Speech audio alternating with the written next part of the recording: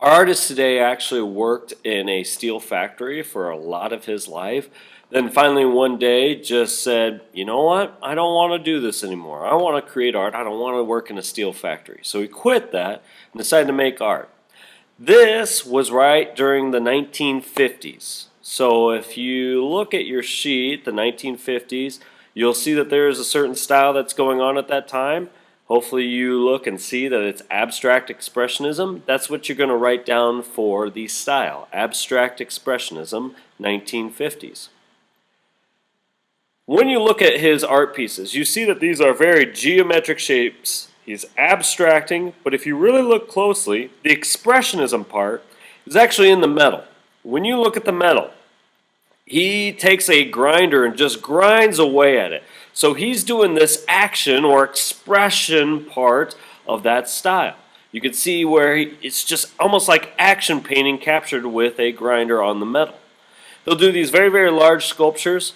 He was actually very prolific in making these.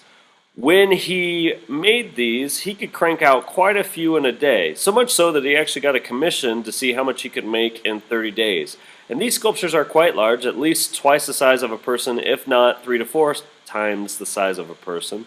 And he actually cranked out 27 of these sculptures within 30 days, which is pretty impressive, cranking out one of these a day. He had the skills to do that. You may actually see some of these when you drive along the United States interstate system.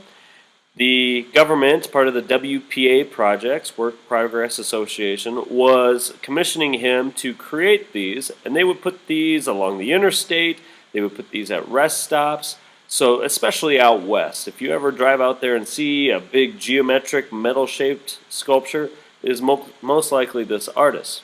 He also did found object sculptures where he would take farm tools or any type of metal and just place them together and see if he could create an interesting design and piece with those metal pieces.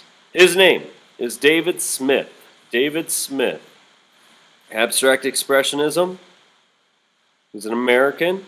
What I would like you to know is that he started out working in a metal factory. He started working out in a metal factory. That's the most interesting thing that I want you to know, and the most important information. He started out working in a metal factory. And then he quit there and became a professional artist. So hopefully you have 1950s abstract expressionism, quit a metal, or you worked in a metal factory.